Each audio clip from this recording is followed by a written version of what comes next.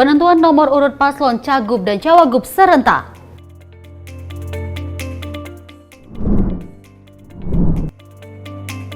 Survei BPS tinggi, Pansus Haji tetap selidiki penyimpangan.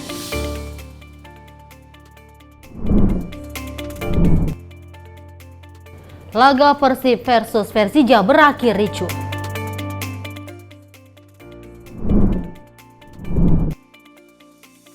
Diduga aniaya pacar, pemuda ditangkap polisi.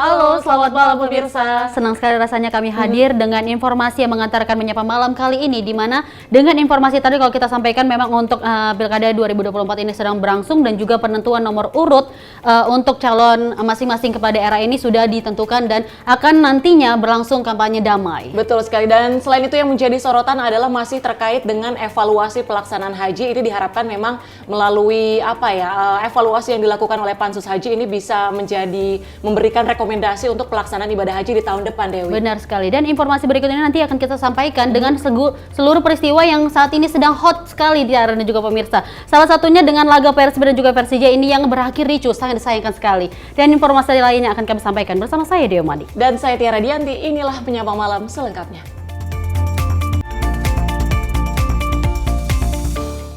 Kita awali informasi menyapa malam kali ini, di mana informasi KPU Republik Indonesia telah melakukan rekapitulasi data pencalonan kepala daerah untuk Pilkada serentak 2024. Terdapat 1.561 pendaftar, hanya 1.553 pasangan calon yang sudah ditetapkan menjadi peserta Pilkada 2024. Terdapat 1.561 pasangan calon yang mendaftarkan ke KPU, baik tingkat provinsi maupun kabupaten atau kota, telah menetapkan 1.553 pasangan calon. Agus Melas menjelaskan ada 8 pasangan calon yang tidak ditetapkan dalam Pilkada 2024. Terdiri dari 6 pasangan calon bupati, wakil bupati, dan 2 pasangan calon wali kota, wakil wali kota.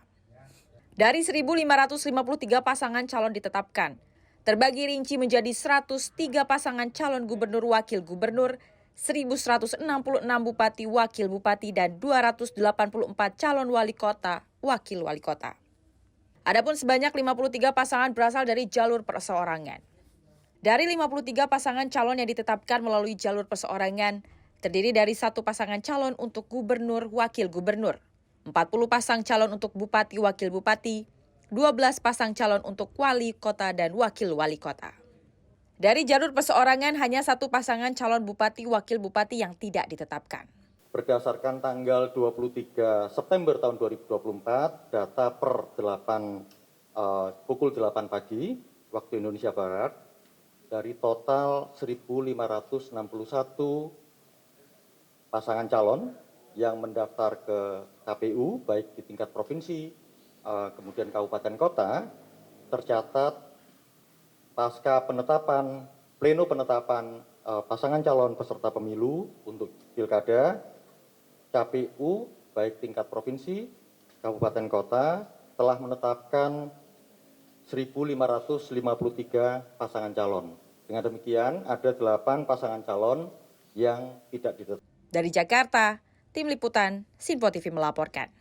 Komisi Pemilihan Umum DKI Jakarta telah mengumumkan hasil pengundian dan penetapan nomor urut peserta pasangan calon gubernur dan calon wakil gubernur pada Senin malam. Dan juga usai penetapan nomor urut ini, ketiga paslon tersebut nantinya akan bersiap untuk bersaing dalam menghadapi Pilgub Jakarta yang akan digelar pada 27 November 2024 mendatang. Dalam pengundian nomor urut tersebut, KPU telah menetapkan pasangan Ridwan Kamil Suswono mendapatkan nomor urut 1. Kemudian pasangan Dharma Kunwardana mendapatkan nomor urut 2. Sementara itu Pramono Rano Karno mendapatkan nomor urut 3. Penentuan nomor urut ini dilakukan lewat pengundian yang dihadiri langsung oleh ketiga pasangan calon di kantor KPU DKI Jakarta. Tak hanya itu, bahkan ratusan pendukung dari masing-masing paslon pun ikut mengantar serta mendampingi jagoan yang didukungnya. Setelah ditetapkannya nomor urut kepada ketiga paslon gubernur dan wakil gubernur tersebut, selanjutnya ketiga paslon ini akan bersiap untuk bersaing dalam pemilihan gubernur Jakarta yang akan digelar pada 27 November 2024. Ya. Lampiran keputusan Komisi Pemilihan Umum Provinsi Daerah Khusus Ibu Kota Jakarta nomor 131 tentang penetapan nomor urut peserta pemilihan gubernur dan wakil gubernur daerah Ibu Kota Jakarta tahun 2024, nomor urut peserta pemilihan gubernur dan wakil gubernur daerah khusus Ibu Kota Jakarta tahun 2024. Nomor urut 1, nama pasangan calon H.M. Ridwan Kamil dan H. Suswono. Parpol dan gabungan parpol pengusung. Pertama, Partai Keadilan Sejahtera. 2, Partai Gerakan Indonesia Raya. 3, Partai Nasdem. 4, Partai Golongan Karya. 5, Partai Kebangkitan Bangsa. 6, Partai Amanat Nasional. 7, Partai Solidaritas Indonesia. 8, Partai Demokrat. 9, Partai Persatuan Indonesia. 10, Partai Persatuan Pembangunan. 11, Partai Gelombang Rakyat Indonesia. 12, Partai Gada Republik Indonesia.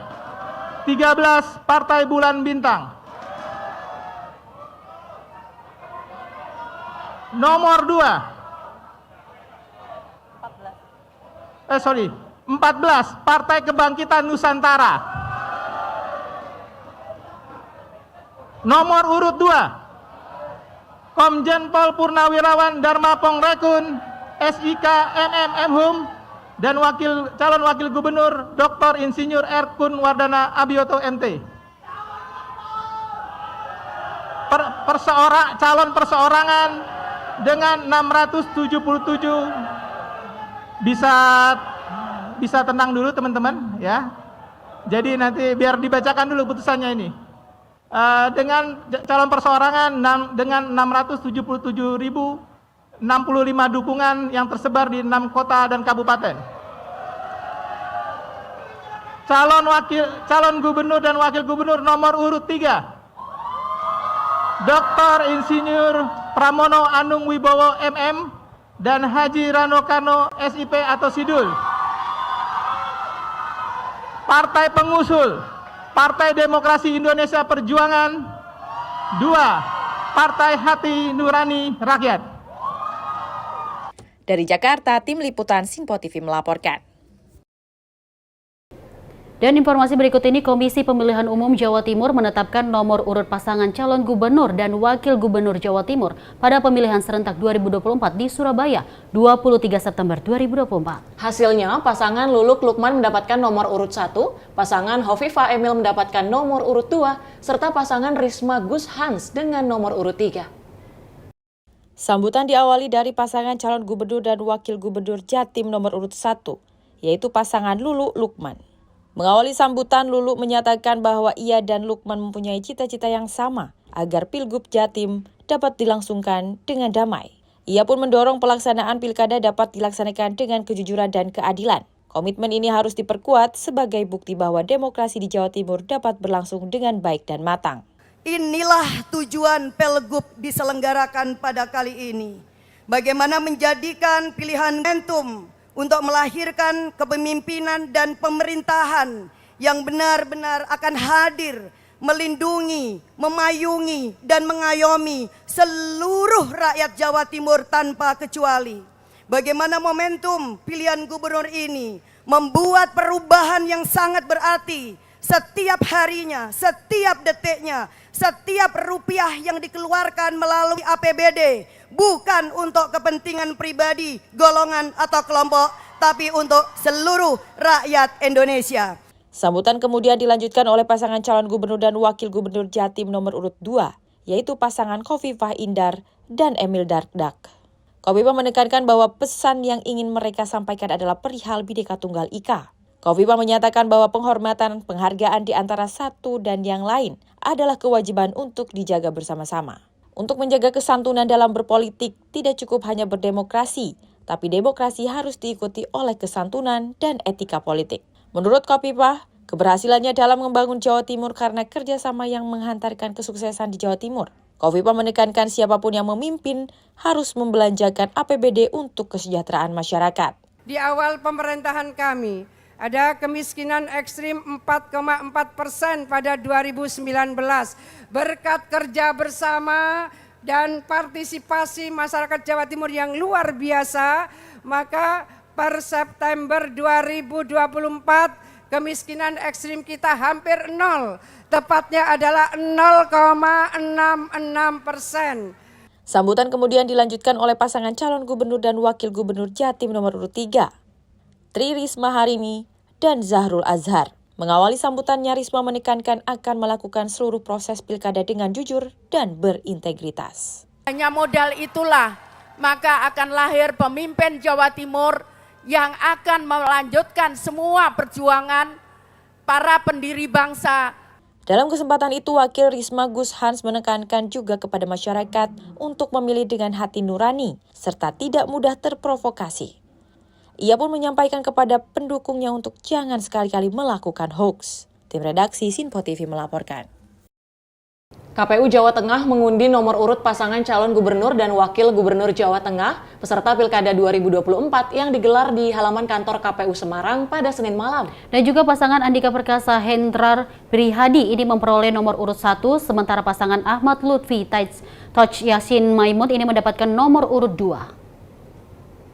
Komisi Pemilihan Umum Jawa Tengah mengundi nomor urut pasangan calon gubernur dan wakil gubernur Jawa Tengah peserta Pilkada 2024 yang digelar di halaman kantor KPU setempat di Semarang pada Senin malam 23 September 2024. Pengundian nomor urut ini dihadiri secara langsung oleh kedua pasangan calon gubernur dan juga wakil gubernur Andika Perkasa Hendrar Prihasi dan Ahmad Lutfi Taj Yasin Maimun beserta partai pengusung masing-masing. Pengundian diawali dengan pengambilan nomor urut oleh masing-masing calon wakil gubernur Hendrar Prihadi dan juga Taj Yasin Maimun. Dari pengambilan nomor urut tersebut, pasangan Ahmad Lutfi Taj Yasin berkesempatan untuk memilih terlebih dahulu nomor urut, dilanjutkan oleh pasangan Andika Perkasa Hendrar Prihadi. Pasangan Andika Perkasa Hendrar Prihadi memperoleh nomor urut 1, sedangkan pasangan Ahmad Lutfi Taj Yasin memperoleh nomor urut 2. Tim redaksi Sinpo TV melaporkan. Pasangan calon gubernur dan wakil gubernur Jakarta Pramono Rano ini berpapasan dengan calon gubernur Jakarta Ridwan Kamil yang pada kegiatan diskusi kesenian dan budaya di Taman Ismail Marzuki, Cikini, Jakarta Pusat. Momen pertemuan tersebut terjadi bertepatan akan dilaksanakannya pengundian nomor urut. Dewan Kesenian Jakarta menggelar diskusi terkait kesenian dan kebudayaan di Taman Ismail Marzuki pada hari Senin 23 September 2024. Dalam diskusi itu mengundang 3 pasangan calon gubernur Jakarta, yaitu Dharma Kun, Pramono Rano, dan Ridwan Kamil Suswono secara bergantian. Namun seusai pasangan calon Pramono Rano selesai menghadiri diskusi tersebut, justru berpapasan dengan calon gubernur Jakarta Ridwan Kamil. Momen hangat itu pun tercipta dengan Pramono tampak saling berpelukan dengan Ridwan Kamil. Momen ini pun juga bertepatan menjelang pengundian nomor urut yang akan dilaksanakan di kantor KPUD Jakarta. Dari Jakarta, Tim Liputan Sinpo TV melaporkan. 3 pasangan calon gubernur dan wakil gubernur Jawa Timur menyampaikan sambutan dalam deklarasi kampanye damai pemilihan gubernur dan wakil gubernur Jawa Timur tahun 2024 pada Selasa 24 September 2024. Penyampaian sambutan dilakukan secara berurutan berdasarkan nomor urut sesuai dengan pengundian dan penetapan nomor urut paslon gubernur dan wakil gubernur Jawa Timur 2024. Sambutan diawali dari pasangan calon gubernur dan wakil gubernur Jatim nomor urut 1, yaitu pasangan Lulu Lukman. Mengawali sambutan, Lulu menyatakan bahwa ia dan Lukman mempunyai cita-cita yang sama agar Pilgub Jatim dapat dilangsungkan dengan damai. Ia pun mendorong pelaksanaan pilkada dapat dilaksanakan dengan kejujuran dan keadilan. Komitmen ini harus diperkuat sebagai bukti bahwa demokrasi di Jawa Timur dapat berlangsung dengan baik dan matang. Inilah tujuan Pilgub diselenggarakan pada kali ini. Bagaimana menjadikan pilihan momentum untuk melahirkan kepemimpinan dan pemerintahan yang benar-benar akan hadir, melindungi, memayungi, dan mengayomi seluruh rakyat Jawa Timur tanpa kecuali. Bagaimana momentum pilihan gubernur ini membuat perubahan yang sangat berarti setiap harinya, setiap detiknya, setiap rupiah yang dikeluarkan melalui APBD bukan untuk kepentingan pribadi, golongan atau kelompok, tapi untuk seluruh rakyat Indonesia. Sambutan kemudian dilanjutkan oleh pasangan calon gubernur dan wakil gubernur Jatim nomor urut 2, yaitu pasangan Khofifah Indar dan Emil Dardak. Khofifah menekankan bahwa pesan yang ingin mereka sampaikan adalah perihal Bhinneka Tunggal Ika. Khofifah menyatakan bahwa penghormatan, penghargaan di antara satu dan yang lain adalah kewajiban untuk dijaga bersama-sama. Untuk menjaga kesantunan dalam berpolitik, tidak cukup hanya berdemokrasi, tapi demokrasi harus diikuti oleh kesantunan dan etika politik. Menurut Khofifah, keberhasilannya dalam membangun Jawa Timur karena kerjasama yang menghantarkan kesuksesan di Jawa Timur. Khofifah menekankan siapapun yang memimpin harus membelanjakan APBD untuk kesejahteraan masyarakat. Di awal pemerintahan kami, ada kemiskinan ekstrim 4,4% pada 2019. Berkat kerja bersama dan partisipasi masyarakat Jawa Timur yang luar biasa, maka per September 2024 kemiskinan ekstrim kita hampir nol. Tepatnya adalah 0,66%. Sambutan kemudian dilanjutkan oleh pasangan calon gubernur dan wakil gubernur Jatim nomor urut 3, Tri Risma Harini dan Zahrul Azhar. Mengawali sambutannya, Risma menekankan akan melakukan seluruh proses pilkada dengan jujur dan berintegritas. Hanya modal itulah maka akan lahir pemimpin Jawa Timur yang akan melanjutkan semua perjuangan para pendiri bangsa. Dalam kesempatan itu, Wakil Risma Gus Hans menekankan juga kepada masyarakat untuk memilih dengan hati nurani serta tidak mudah terprovokasi. Ia pun menyampaikan kepada pendukungnya untuk jangan sekali-kali melakukan hoax. Tim redaksi Sinpo TV melaporkan. Kita lanjut informasi berikut ini. Calon gubernur nomor urut 1 Ridwan Kamil ini mengimbau kepada seluruh pendukungnya untuk melakukan kampanye dengan cara yang damai dan juga ceria pada pemilihan gubernur Jakarta 2024. Pesan tersebut disampaikan Ridwan Kamil usai pengundian nomor urut di kantor Komisi Pemilihan Umum DKI Jakarta Senin malam. Dalam kesempatan itu, Ridwan Kamil berpesan agar pelaksanaan kampanye Pilgub Jakarta dapat dilaksanakan dengan cara yang damai dan ceria tanpa adanya politik uang. RK berharap Pilgub Jakarta dapat menjadi contoh di tingkat nasional agar dalam pelaksanaannya menjauhi cara-cara yang meresahkan masyarakat. Selain itu, pasangan calon yang diusung oleh Koalisi Indonesia Maju ini juga meminta para relawan untuk melakukan kampanye secara positif tanpa menjatuhkan paslon lain. Dalam kesempatan ini, kami hanya ingin menyampaikan pesan bahwa selama hari-hari ke depan, mari berkontestasi dengan cara-cara yang damai, mari berkontestasi dengan cara-cara penuh dengan keceriaan. Jadikan Pilkada daerah khusus Jakarta menjadi percontohan nasional. Pilkada yang naik kelas, pilkada yang menjadi teladan, pilkada yang dijauhkan dari hal-hal yang meresahkan.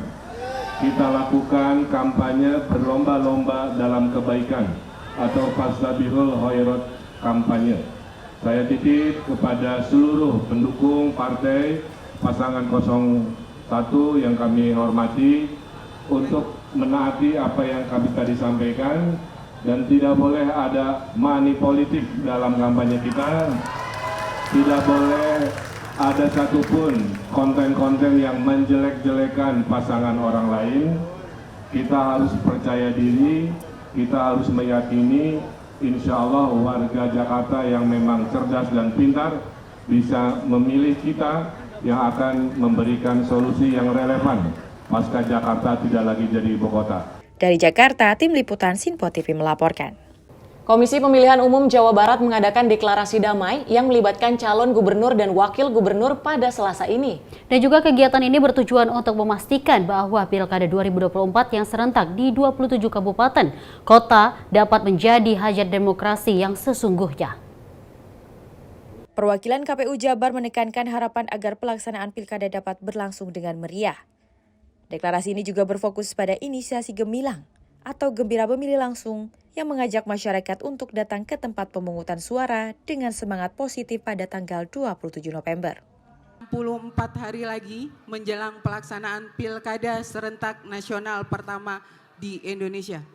Hari ini Jawa Barat melaksanakan pemilihan gubernur dan wakil gubernur dan pemilihan bupati dan wakil bupati serta pemilihan wali kota dan wakil wali kota di 27 kabupaten kota se-Jawa Barat. Hari ini kita melakukan deklarasi damai sebelum pada tanggal 25 September 2024 sampai pada tanggal 24 November 2024 kita akan masuk pada tahapan kampanye.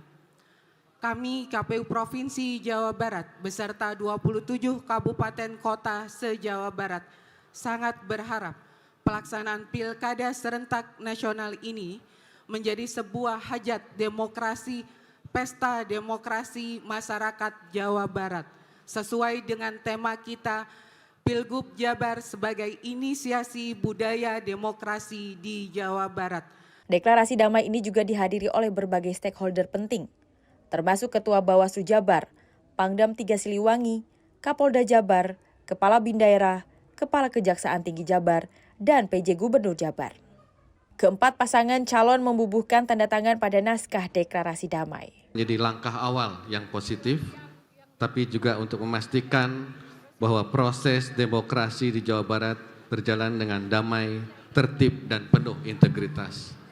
Sebagaimana disampaikan Ketua KPU tadi, bahwa pemilihan kepala daerah harus dapat menjadi pesta demokrasi masyarakat Jawa Barat, sehingga dapat dijalankan dengan baik, dengan tenang, dan juga bebas dari intervensi. Deklarasi ini menegaskan komitmen semua calon untuk tidak menyebarkan hoax, tidak politisasi SARA, tidak melakukan politik uang, dan tidak menyebarkan ujaran kebencian.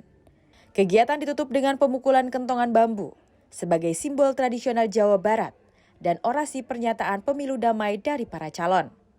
Untuk menegaskan tekad bersama untuk menciptakan suasana kampanye yang aman dan kondusif menjelang Pilkada 2024. Tim redaksi Sinpo TV melaporkan. Kita lanjut informasi, Komisi Pemilihan Umum Jawa Tengah menggelar deklarasi kampanye damai di kantor KPU Jawa Tengah di Jalan Veteran Kota Semarang. Deklarasi kampanye damai Pilgub Jateng ini merupakan pernyataan sekaligus janji untuk mewujudkan pilkada secara langsung, umum, bebas, rahasia, jujur, dan adil.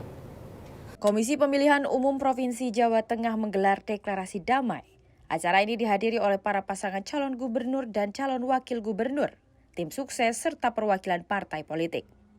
Paslon nomor urut 1 Andika Perkasa Hendrar Prihadi datang terlebih dahulu ke kantor KPU Jateng. Kemudian disusul oleh Ahmad Lutfi Tajiasin.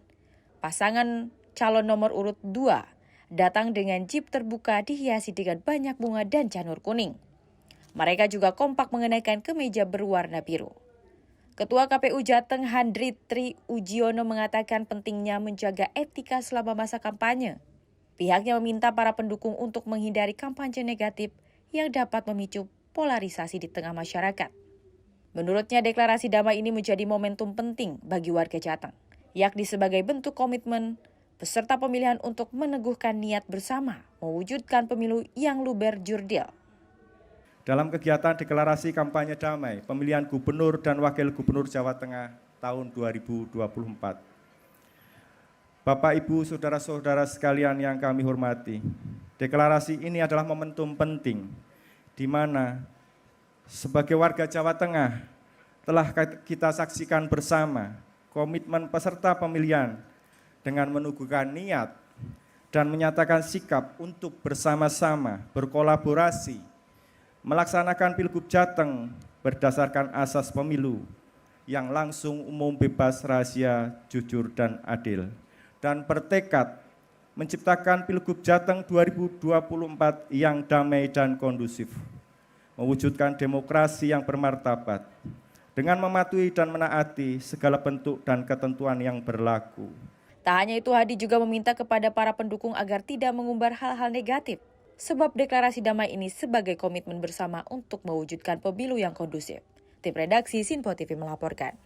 Kalau kita melihat bahwa memang seluruh informasi yang telah kita sampaikan lebih lagi, di mana informasi ini tentang deklarasi, kampanye secara umum, dan lagi-lagi kalau kita melihat bahwa ini diharapkan untuk pilkada secara 2024 ini dilangsungkan nantinya secara umum, bebas, dan juga rahasia, jujur, dan adil. Tiara, betul sekali, diharapkan memang pelaksanaan pilkada serentak yang akan berlangsung bulan November tadi, sesuai yang kita harapkan, hingga para pendukungnya pun jangan sampai ada perpecahan, karena lagi-lagi ini pesta demokrasi yang diharapkan dapat berjalan lancar dan juga tadi penuh keceriaan seperti disampaikan oleh Ridwan Kamil. Dan sejumlah informasi menarik lainnya akan kami hadirkan usai jeda. Tetaplah di Menyapa Malam.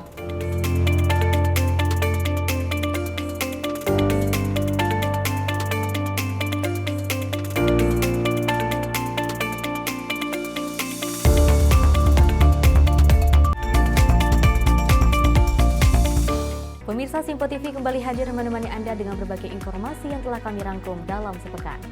Sajian lengkap informasi sepekan kami hadirkan untuk Anda. Badan Legislasi DPR menemui masa unjuk rasa di depan gedung DPR RI Senayan, Jakarta. Menemani akhir pekan Anda bersama keluarga dengan rangkuman berita menyeluruh dalam Simpo Sepekan setiap minggu pukul 6 pagi hanya di Simpo TV. Kami hadir dengan rangkaian informasi dari berbagai penjuru dunia. Topik dan isu yang tengah menjadi sorotan mancanegara dikemas dengan lengkap untuk Anda.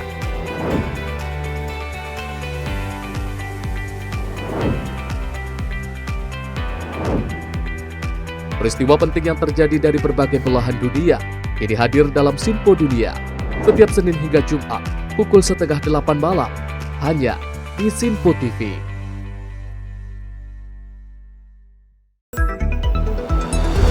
Jadilah yang pertama mengetahui perkembangan terkini seputar informasi dari lembaga parlemen. Punya data nasional, tidak ada satupun backup berarti kan? Tiba-tiba ada putusan yang nggak masuk akal dan seperti ini gitu. Kita ambilkan rekomendasi kepada KPK, periksa! Kami hadirkan informasi paling akurat untuk mengawal setiap informasi dalam rapat komisi dan paripurna. Tentunya bersama saya Andi Rezaldi yang telah kami rangkum dalam program Simpo Parlemen. Saya Arif Rifan. Saksikan Simpo Parlemen setiap Sabtu pukul 6 pagi hanya di Simpo TV.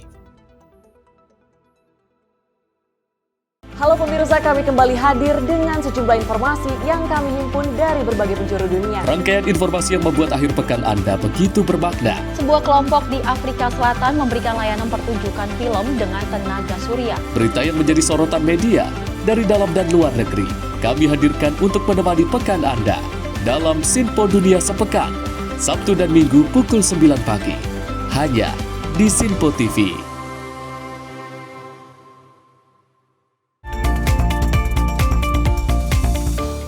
Anda masih menyaksikan Menyapa Malam, informasi kami lanjutkan terkait dengan Presiden Jokowi yang meresmikan injeksi bauksit perdana SGAR PT Borneo Alumina Indonesia di Mempawah, Kalimantan Barat pada Selasa 24 September 2024. Presiden Jokowi menyebut pembangunan smelter milik PT BAI ini merupakan salah satu usaha Indonesia untuk menyongsong menjadi negara industri.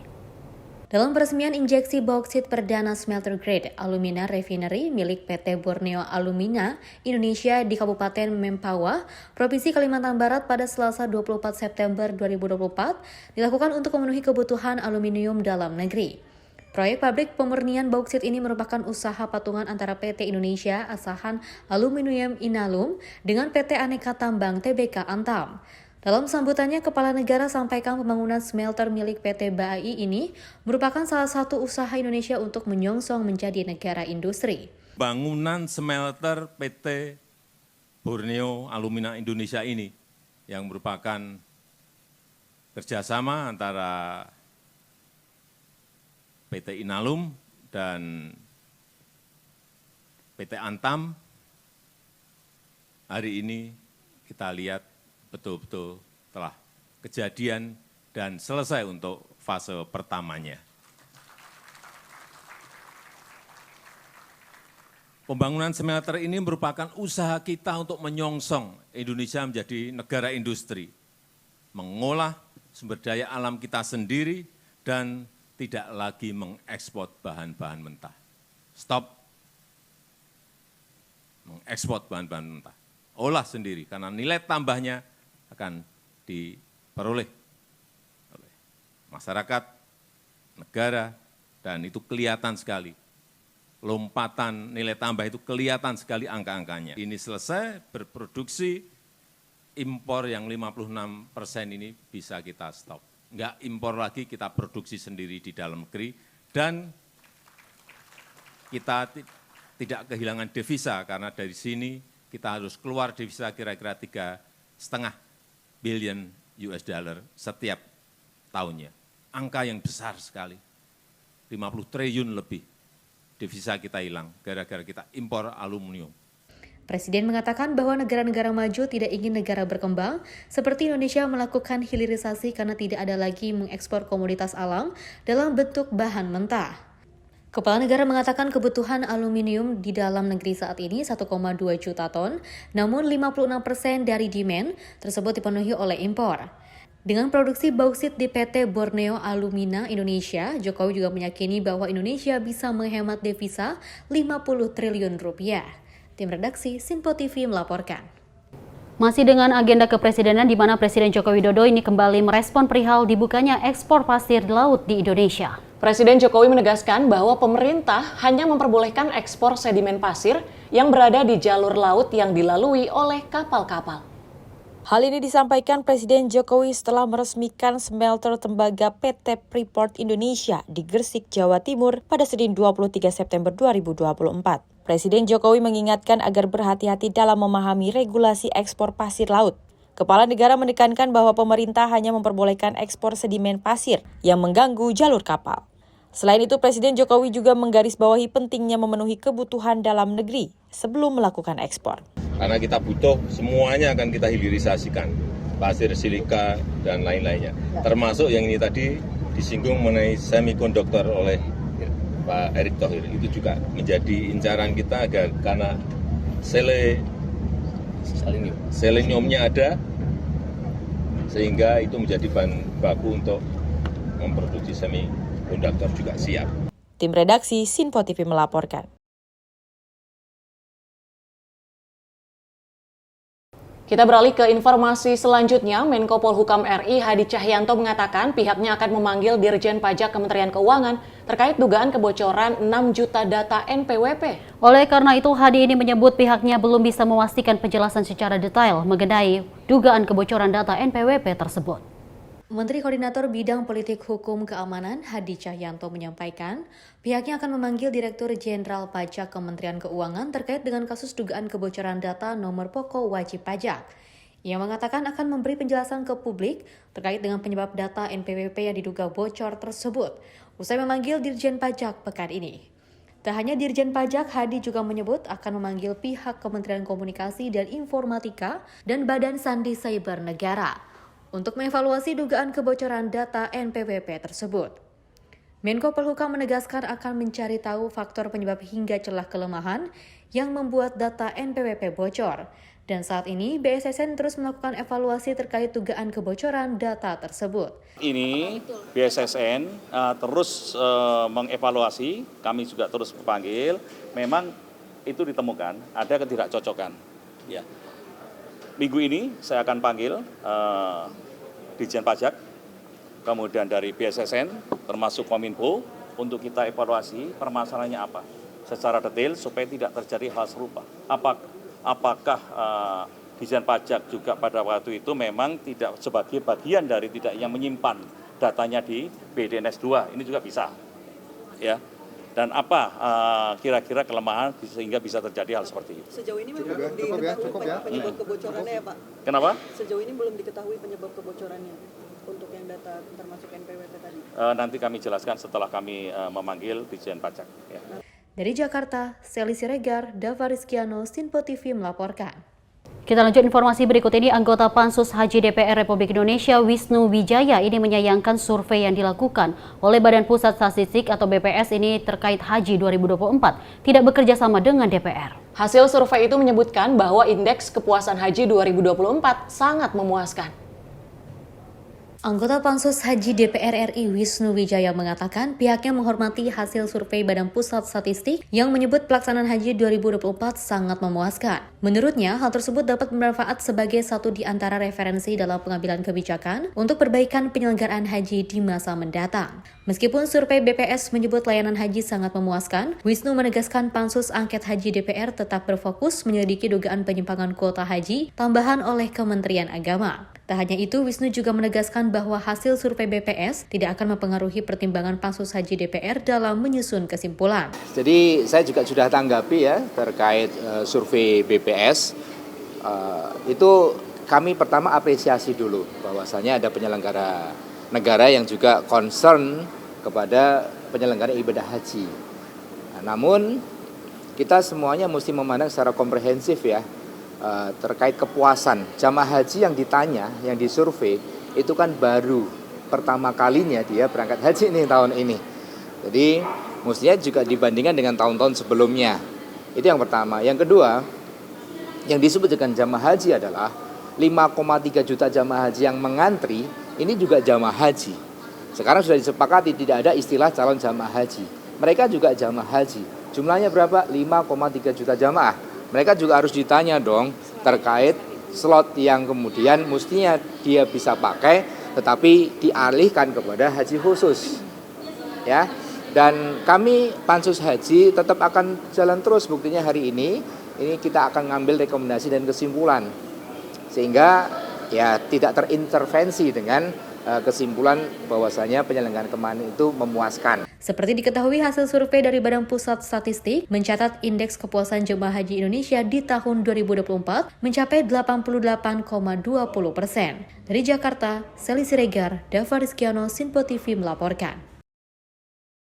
Pasangan calon gubernur dan wakil gubernur dari Koalisi Indonesia Maju, Ridwan Kamil dan Suswono, mendapatkan nomor urut 1 dalam pengundian nomor urut di KPU malam tadi. Dan juga ini RK menganggap nomor urut 1 itu menandakan pasangan Ridho dapat memenangkan pilkada hanya dalam 1 putaran. Komisi Pemilihan Umum telah menetapkan nomor urut pasangan calon gubernur dan wakil gubernur Jakarta pada Senin malam. Pasangan Ridho atau Ridwan Kamil dan Suswono berhasil mendapatkan nomor urut 1 usai mendapatkan giliran kedua dalam pengundian nomor oleh KPU DKI Jakarta. Calon gubernur nomor urut 1 Ridwan Kamil atau RK mengatakan nomor urut sesuai dengan keinginannya karena dirinya yakin akan memenangkan Pilkada Jakarta hanya dalam 1 putaran. Di samping itu RK juga menyampaikan 4 strategi kampanyenya yang nanti akan dilakukan, yakni belusukan, bertemu tokoh, membuat konten di media sosial, dan membuat acara lainnya. Kita cakepin. Ya. Beli kado isinya sepatu di pasar baru dan stasiun kota. Pasangan Ridho malam ini dapat nomor 1. Insya Allah menuju Jakarta Baru, Jakarta Maju. Nah, jadi sesuai harapan, karena kampanye kita ingin menang 1 putaran. Sebelum malam ini slogan kita begini, menang sekali putaran, tapi cuma bukan 1. Nah, karena nomor 1 slogannya jadi lebih mantap. Menang 1 putaran. Sudah diprediksi semuanya Monas juga kan angkanya 1. Jadi alhamdulillah Rabbil Alamin. Waktu Pilgub Jabar saya juga nomor urut 1 menang juga, alhamdulillah. Mudah-mudahan Allah berikan kemenangan. Dari Jakarta, Sri Dewi Andayani, Rona Bayu, Simpo TV melaporkan. DPR Republik Indonesia melakukan peninjauan tempat kejadian perkara atau TKP penemuan 7 jasad yang ditemukan mengapung di Kali Bekasi Jati Asih, Kota Bekasi pada Selasa pagi. Tinjauan ini dilakukan guna untuk mengetahui latar belakang penyebab dari kematian 7 orang tersebut. 7 mayat ditemukan mengapung oleh warga di Kali Bekasi Jati Asih, Kota Bekasi, Jawa Barat pada Minggu pagi lalu. Dengan adanya insiden peristiwa ini, DPR RI melakukan peninjauan langsung ke lokasi tempat kejadian perkara atau TKP saat ditemukannya 7 mayat tersebut. Wakil Ketua DPR RI Habibur Rahman mengungkapkan bahwa pihaknya prihatin sehingga meninjau TKP untuk mengetahui latar belakang dari tewasnya 7 remaja di Kali Bekasi. Habib pun meminta agar proses penyelidikan kasus ini dapat dilakukan secara transparan. Ya teman-teman, kita dalam keprihatinan dalam suasana duka cita yang mendalam atas berpulangnya 7 saudara-saudara kita ya. Hari ini kami Komisi 3 hadir dalam konteks kunjungan spesifik ya, Pak Kapolres ya? Ya, Pak Kapolres ya. Intinya kami di sini kami ingin lebih tahu kejadian yang sebenarnya Pak Kapolres ya. Kami ingin ini semua dilakukan penyelidikan yang transparan Pak Kapolres ya. dan dicek latar belakangnya apa, sampai kejadiannya seperti apa. Mungkin itu kami memang, makanya kami perlu melihat langsung Pak Kapolres situasinya di sini seperti apa, sehingga tidak timbul asumsi-asumsi, ya tuduhan-tuduhan ya yang tidak pas gitu kan ya. Mungkin itu acaranya hari ini itu saja ya. Nanti kami akan lihat Pak Kapolres situasinya seperti apa, kami minta penjelasan dan pendapat info dari teman-teman dari Pak Kapolres, Pak Eko yang kebetulan evakuasi ya Pak Eko ya. Ya, saya yang evakuasi. Lalu setelah itu kalau memang perlu ada pendalaman teman-teman, apakah nanti setelah acara kita ketemu lagi gitu ya. Selain itu, anggota Komisi 3 DPR RI Arteria Dahlan mengapresiasi respon cepat dari pihak kepolisian yang terjun langsung untuk mengamankan 7 mayat tersebut agar dapat dibawa ke Rumah Sakit Polri Kramat Jati, Jakarta Timur untuk dilakukan otopsi. Ya, pertama kami ucapkan apresiasi sangat ya atas kerja dan respon cepat yang dilakukan oleh Pak Kapolres Bekasi Kota, Pak Dani, Pak Kapolda Metro yang bisa menjawab segala prasangka dan keraguan. Memang faktualnya ada aparat yang sedang menjalankan fungsi kepolisian. Nah, ada fakta lagi akibat adanya fungsi kepolisian tersebut ya. Ada orang yang lari, dengan larinya orang tersebut ya, sehari kemudian diketemukan sebagai mayat dan jumlahnya ada 7. Ya, jumlahnya sangat banyak. Kami juga turut berbelasungkawa yang sangat mendalam dan sekaligus juga kami juga apresiasi atas kerja dan respon cepat teman-teman di Polres Bekasi Kota, sehingga apa yang menjadi kekhawatiran, apa yang menjadi prasangka itu terjawab sudah. Kita Komisi 3 mendukung penuh penyelidikan dan proses penyidikan yang tengah berlangsung. Bahkan kita apresiasi Kapolda Metro langsung mengundang Propam ya. Kemudian teman-teman Inavis dan semuanya lah terlibat ya. Sehingga mudah-mudahan dapat menjawab ya yang tidak terang benderang. Sehingga semuanya ya bisa terselesaikan dengan begitu transparan, begitu akuntabel sesuai dengan visinya Pak Kapolri yang namanya presisi. Dari Bekasi, Jawa Barat, Fahrizal, Dava, Simpo TV melaporkan. Pimpinan DPR mengingatkan perihal pentingnya alat utama sistem senjata atau alutsista sebagai penunjang. Angkatan siber ini dinilai tidak ada artinya tanpa didukung oleh alutsista yang canggih. Wakil Ketua DPR RI Laudewicz Evaulus mengingatkan agar TNI mempersiapkan secara matang terkait pembentukan angkatan siber. Salah satu yang harus disiapkan adalah pentingnya memastikan kesiapan alat utama sistem senjata atau alutsista penunjang untuk menangkal serangan siber. Laudewicz mengatakan apabila pemerintah ingin membentuk angkatan siber, maka perlu memperhatikan anggaran penyediaan alutsista ketahanan siber yang memadai. Menurutnya, alutsista menjadi modal utama untuk menunjang ketahanan siber negara yang menjadi tujuan dari pembentukan matra tersebut. Untungnya kita mungkin secara pandangan orang, kita punya angkatan cyber yang banyak. Ya. Tetapi apa artinya angkatan cyber yang banyak itu kalau dia tidak punya alutsista? Cyber. Kalau kita mau buat angkatan cyber, pertama ada kepedulian dari pemerintah dulu tentang anggaran. Kalau dia tidak ada kebutuhan katakan anggaran untuk kepedulian pemerintah terhadap anggaran ini, apa artinya ada angkatan cyber isinya orang aja? Gak ada alat peralatan. Dari Jakarta, Seli Siregar, Dava Diskiano, Sinpo TV melaporkan. Dan informasi tadi kalau kita mengantarkan Tiara dan juga pemirsa, ini merupakan pimpinan DPR yang mengungkapkan kembali mengingatkan perihal untuk alat utama sistem senjata ini sangat bermanfaat lagi kembali untuk menunjang di mana yang didukung oleh dikatakan angkatan siber ini dinilai tidak ada artinya tanpa didukung oleh alutsista sendiri. Betul, salah satu yang masih menjadi perhatian dari pemerintah adalah pembentukan seperti yang disampaikan sebelumnya adalah terkait dengan siber. Lagi-lagi peperangan ini juga bukan hanya terjadi secara fisik namun juga di dunia maya, Dewi. Benar sekali. Dan informasi kami akan hadirkan yang lainnya di mana laga Persi versus Persija ini berakhir ricuh. Usai jeda, tetaplah bersama kami dalam Menyapa Malam.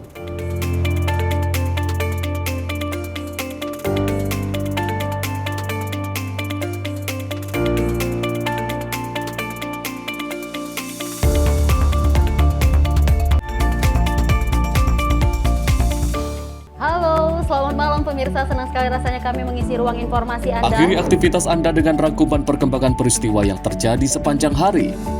Sebelumnya kita saksikan ada sekitar 3.000 tamu undangan, sementara di Ibu Kota Nusantara ini ada sekitar 2.000 tamu undangan. Rangkaian informasi nasional dan mancanegara dirangkum sebagai penutup hari dalam Menyapa Malam. Setiap Senin hingga Jumat pukul 8 malam, hanya di Sinpo TV. Halo, selamat pagi pemirsa Sinpo TV. Selamat pagi Andi. Selamat pagi, Ves. Beragam informasi terbaru hadir menemani Anda sebelum memulai hari. Itu memang dari Menteri Perhubungan juga mendukung, dari Menteri Keuangan juga mendukung, dan kita sebagai masyarakat pun juga harus mendukung. Mengangkat isu yang tengah menjadi pembicaraan paling hangat, semarakan pagi Anda bersama Menyapa Pagi. Setiap Senin hingga Jumat pukul 6 pagi, hanya di Sinpo TV.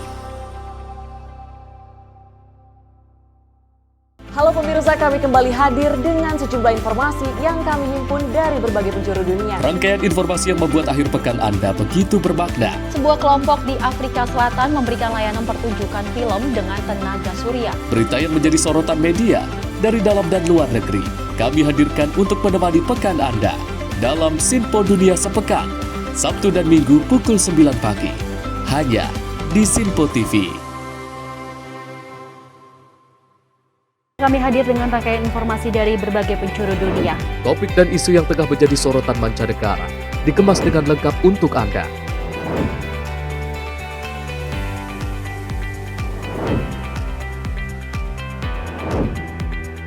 Peristiwa penting yang terjadi dari berbagai belahan dunia ini hadir dalam Sinpo Dunia setiap Senin hingga Jumat pukul 7:30 malam, hanya di Sinpo TV.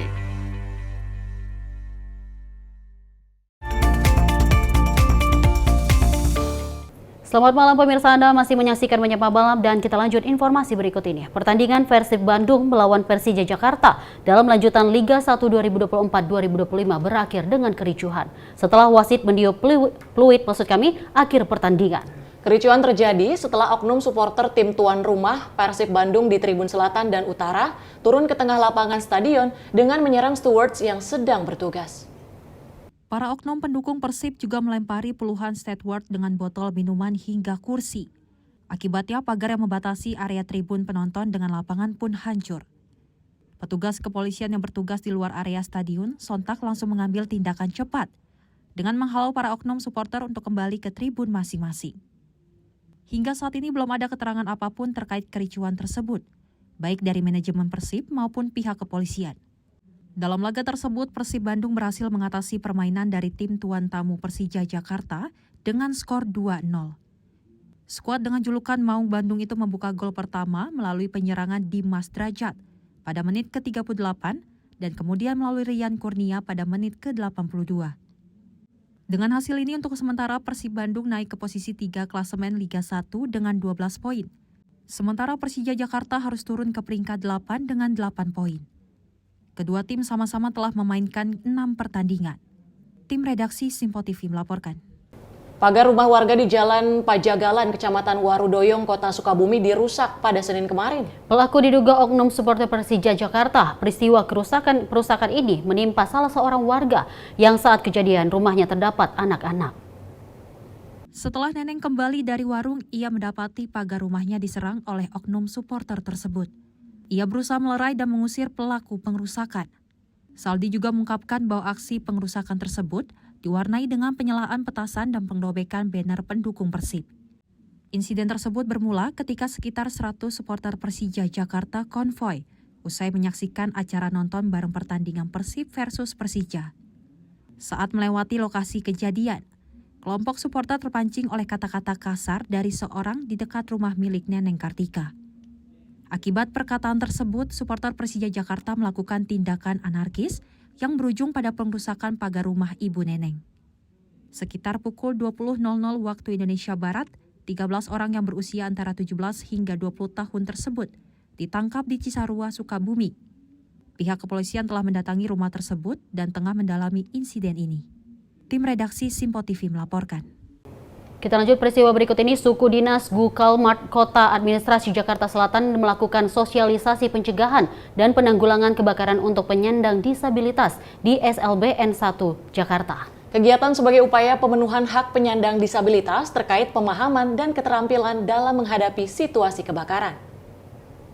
Berdasarkan video yang diunggah di akun sosial media Instagram @humasjackfire pada Senin 23 September 2024, Dinas Penanggulangan Kebakaran dan Penyelamatan Provinsi DKI Jakarta melalui suku Dinas Gulkamart Kota Administrasi Jakarta Selatan melakukan kegiatan sosialisasi pengetahuan dan keterampilan dalam pencegahan dan penanggulangan kebakaran untuk penyandang disabilitas di SLBN 01 yang beralamat di Kelurahan Lebak Bulus, Kecamatan Cilandak, Jakarta Selatan.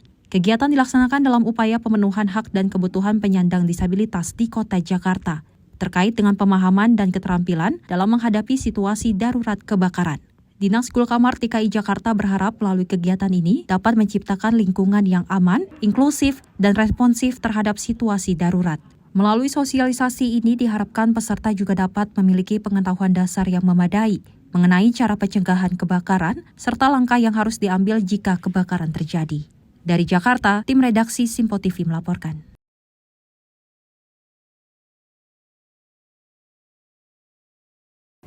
Menparekraf Sandiaga Salahuddin Uno mengadakan Festival Karya Musik Anak Komunitas 2025 di Kota Bogor. Dan hal ini sebagai upaya untuk mendukung pertumbuhan musik tanah air dengan memberikan kesempatan bagi musisi muda untuk tampil di panggung yang lebih besar. Festival Kamu Aku merupakan bentuk keberpihakan pemerintah dalam memajukan industri musik Indonesia berbasis komunitas, sehingga diharapkan industri musik dapat menjadi tuan rumah di negeri sendiri. Pada penyelenggaraan Kamu Aku 2021, tercatat lebih dari 700 komunitas musik sebagai peserta. Serta pada tahun 2022 tercatat 419 komunitas. Hal ini membuktikan tingginya antusiasme komunitas musik tanah air untuk menampilkan karya terbaiknya. Menparekraf Sandiaga melihat kehadiran komunitas menjadi wadah aspirasi kreatif dari berbagai pelaku industri musik karenanya. Peran komunitas sangat strategis dan krusial dalam memperkuat kemajuan industri musik tanah air. Namun dalam perjalanannya, peran komunitas masih dianggap tidak diperlukan oleh beberapa pelaku industri. Padahal, dengan bergabungnya di dalam satu komunitas dapat menjadi jembatan dan mewadahi atas kendala yang seringkali dihadapi oleh pelaku industri musik. Seperti persoalan upah minimum para musisi, kontrak kerja musisi di kafe, hak cipta, hingga berbagai gagasan kreatif. Merespon hal tersebut, Menparekraf Sandiaga Uno berupaya membuka kesadaran masyarakat agar pentingnya komunitas. Karena prinsip Sandiaga yang utama adalah kolaborasi, di mana bergerak dan tumbuh bersama jauh lebih optimal dibandingkan bergerak secara individu. Ini juga diimplementasikan dalam pemerintah yang memerlukan peran pentahelix dalam pengembangan sektor pariwisata dan ekonomi kreatif. Tim redaksi Simpo TV melaporkan. Kita lanjut informasi berikut ini. Sebanyak 2.500 orang turut meramaikan Run Hope 2024 yang digelar di kawasan Taman Mini Indonesia Indah. Kegiatan lari yang diadakan oleh Kementerian Perhubungan dan dibuka langsung oleh Menteri Perhubungan Budi Karya Sumadi. Dengan mengenakan kaos lari berwarna biru, celana hitam, dan topi putih, Menhub Budi bersama beberapa petinggi perusahaan BUMN lainnya membuka acara ini. Tepat pada pukul 5.15 waktu Indonesia Barat, Menhub Budi melakukan flag off atau pelepasan para pelari untuk kategori 10K di Plaza Parkir Selatan, Taman Mini Indonesia Indah atau TMII. Adapun tema Beyond Running diangkat dalam Run Hope 2024 untuk menebarkan manfaat lari yang melampaui kesehatan, yakni sebagai sarana berekspresi, rekreasi, serta memberi dampak bagi tanah air. Kegiatan ini juga sekaligus memeriahkan Hari Perhubungan Nasional atau Harhubnas 2024. Menurut Budi, menurut Runhub 2024, Kemenhub juga mengajak peserta untuk mewujudkan cita-cita transportasi cerdas sebagai solusi mobilitas yang berkelanjutan. Budi juga mengajak seluruh pelari untuk mengekspresikan diri secara bebas, berinovasi, dan melihat sisi lain dari manfaat berlari. Runhub 2024 menghadirkan pengalaman berlari yang menyenangkan bagi peserta. Hal itu berkat rute yang steril dan terjaga, aman, berkat kehadiran dari tim medis mobile di sepanjang rute, juga bersih dan minim limbah. Tim redaksi Simpo TV melaporkan. Sesaat lagi kami akan menghadirkan informasi terkait dengan diduga aniaya pacar pemuda ditangkap polisi. Tetaplah di Menyapa Malam Simpo TV.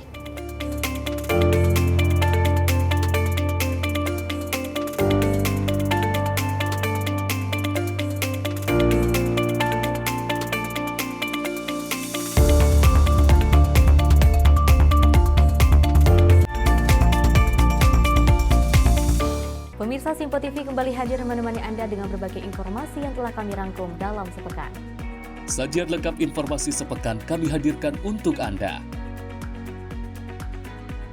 Badan Legislasi DPR menemui masa unjuk rasa di depan gedung DPR RI Senayan, Jakarta. Menemani akhir pekan Anda bersama keluarga dengan rangkuman berita menyeluruh dalam Sinpo Sepekan setiap minggu pukul 6 pagi hanya di Sinpo TV.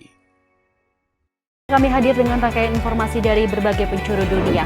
Topik dan isu yang tengah menjadi sorotan mancanegara dikemas dengan lengkap untuk Anda.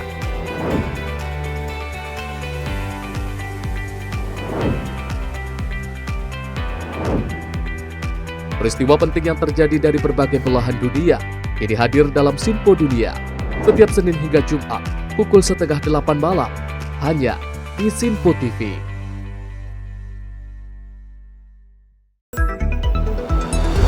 Jadilah yang pertama mengetahui perkembangan terkini seputar informasi dari lembaga parlemen. Punya data nasional, tidak ada satupun backup berarti kan? Tiba-tiba ada putusan yang nggak masuk akal dan seperti ini gitu. Kita ambilkan rekomendasi kepada KPK, periksa. Kami hadirkan informasi paling akurat untuk mengawal setiap informasi dalam rapat komisi dan paripurna. Tentunya bersama saya Andi Rezaldi yang telah kami rangkum dalam program Sinpo Parlemen. Saya Arif Rifan. Saksikan Sinpo Parlemen setiap Sabtu pukul 6 pagi hanya di Sinpo TV. Halo pemirsa, kami kembali hadir dengan sejumlah informasi yang kami himpun dari berbagai penjuru dunia. Rangkaian informasi yang membuat akhir pekan Anda begitu bermakna. Sebuah kelompok di Afrika Selatan memberikan layanan pertunjukan film dengan tenaga surya. Berita yang menjadi sorotan media dari dalam dan luar negeri. Kami hadirkan untuk menemani pekan Anda dalam Sinpo Dunia Sepekan, Sabtu dan Minggu pukul 9 pagi. Hanya di Sinpo TV.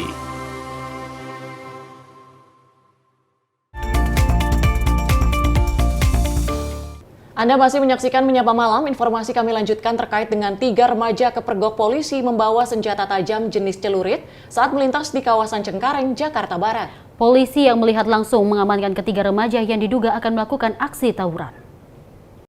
Tim patroli perintis presisi Polres Metro Jakarta Barat kembali berhasil mengamankan pemuda yang diduga akan melakukan aksi tawuran di Cengkareng, Jakarta Barat.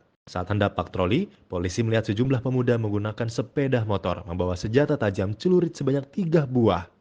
Saat dilakukan pengejaran, pemuda sempat kabur, namun usaha kabur tersebut sia-sia. Polisi berhasil menangkap kumpulan pemuda tersebut dan mengamankan seluruh senjata tajam yang dibawa ke lokasi kejadian. Saat ditangkap, remaja tersebut meminta maaf kepada polisi. Siapa yang bawa motor? Lo bawa motor. Lo yang bawa saja motor apa? Apa? Hah? Di depan itu batu. Pendek, lebih pendek daripada lo. Saya 1,5. 1,5. Itu kenapa kaki? Dengan sigap usai meminta keterangan, polisi mengamankan para pelaku ke Polsek Cengkareng untuk dimintai keterangan lebih lanjut. Patroli yang dilakukan memang bertujuan untuk mencegah gangguan keamanan dan ketertiban, terutama dari aksi tawuran yang kerap terjadi di wilayah tersebut. Tim redaksi Sinpo TV melaporkan. Kita lanjut peristiwa berikut ini. Motor Matic pemilik kontrakan raib di pemukiman padat penduduk Kembangan Barat raib digasak komplotan pelaku curanmor. Hanya dalam hitungan menit, 2 orang pelaku berhasil membobol dan membawa kabur motor milik korban. Aksi pencurian kendaraan bermotor di pemukiman padat penduduk di Jalan Haryat RT 06 RW 06, Basmol, Kembangan, Jakarta Barat terekam kamera CCTV. Dalam video tersebut terlihat pelaku berjumlah 2 orang berboncengan sepeda motor masuk ke gang sempit dan menyasar 1 sepeda motor Matic penghuni kontrakan yang diparkir di depan rumahnya. 1 pelaku bersiaga di atas sepeda motor sambil memantau situasi lingkungan setempat. Sementara 1 pelaku lain membobol kunci motor dengan perangkat kunci letter T. Tak sampai 2 menit, komplotan tersebut berhasil membawa sepeda motor korban meski telah terpasang kunci ganda. Menurut penuturan korban, peristiwa tersebut terjadi pada dini hari sekitar pukul 3 menjelang pagi, di mana saat itu dirinya baru menyadari motornya hilang pagi hari saat akan berangkat kerja. Bahkan tak hanya sekali, kasus curanmor di pemukiman ini marak terjadi belakangan ini hingga membuat warga di sekitar lokasi merasa resah. Kurang tahu juga, saya soalnya lagi posisi dalam keadaan tidur. Ya, tiba-tiba ketahuannya pas pagi pas adik saya mau berangkat kerja itu baru ketahuan. Motor sejenis Honda Beat Street. Kalau kerugian ya, Kalau saya lihat sih sekitar 8 jutaan ya kalau untuk sekarang. Kalau dilihat dari sepotong video yang dikasih tetangga saya sih sekitar 2 orang yang kelihatan itu. Ya. Oh, kalau itu kurang tahu ya. Mas udah lapor polisi apa belum? Kalau untuk lapor polisi udah. Udah ya. Mas terakhir di Mas ini di sini sering nggak sih kejadian curian motor seperti ini Mas? Kalau di sini sih sering sih. Kalau dengar juga sering juga. Karena sekitar 2 minggu atau sebulan sebelumnya juga ada kehilangan juga di belakang gitu. Diketahui korban telah melaporkan kasus pencurian tersebut ke Polres Metro Jakarta Barat dengan menyertakan rekaman CCTV agar memudahkan petugas dalam mengidentifikasi wajah para pelaku. Kasusnya kini tengah ditangani Satreskrim Polres Metro Jakarta Barat. Dari Jakarta, kontributor Sinpo TV melaporkan. Teka-teki perampokan disertai kekerasan yang menewaskan seorang pria asal Kampung Cimayang, Desa Cimayang, Kecamatan Pamijahan beberapa waktu lalu terungkap. 4 orang pelaku diamankan Satreskrim Polres Bogor. 2 diantaranya ditangkap di Pandeglang, Banten. Dan juga seorang pelaku sempat melakukan perlawanan sehingga polisi melumpuhkan dengan timah panas. Kasus pencurian dengan kekerasan yang terjadi di wilayah Kampung Cimayang Sari beberapa hari lalu terungkap sudah. Pelaku berjumlah 4 orang yakni D, S, C, dan O. Keempat orang ini diamankan setelah sebelumnya Satreskrim Polres Bogor dibantu dengan tim Reskrim Polda Jawa Barat mengamankan terlebih dahulu 2 orang pelaku berinisial C dan O di kediamannya di Galugag, Bogor. Dari kedua pelaku kemudian polisi mengamankan 2 orang lainnya yakni D dan S. D dan S diamankan polisi di tempat persembunyiannya di wilayah Pandeglang, Banten. 1 orang dilumpuhkan dengan timah panas karena mencoba melawan petugas saat hendak ditangkap. Dari para pelaku, polisi berhasil mengamankan 2 unit mobil beserta BPKB-nya. Kemudian tersangka C ditangkap pada hari Kamis 19 September 2024 sekiranya jam 18 WIB di Kampung Kafling, Rawa Baru, Desa Cemplang, Kecamatan Cibubulang, Kabupaten Bogor. Kemudian tersangka D dan tersangka S ditangkap pada hari Sabtu 20 September 2024 sekiranya pukul 22 WIB di Jalan Raya Labuan Saketi, Kabupaten Pandeglang, Banten. Motif yang diakui adalah kebutuhan ekonomi, faktor ekonomi, motif kejadian yang dilakukan. Kepada para pelaku, polisi menjerat pasal berlapis yakni pasal 365, pasal 338, tentang pencurian dengan kekerasan, pembunuhan, termasuk pasal kekerasan terhadap anak dengan ancaman kurungan maksimal 15 tahun atau seumur hidup. Antara korban meninggal dunia atas nama HS dengan pelaku tersangka atas nama D, inisial D, itu sebelumnya sudah saling mengenal.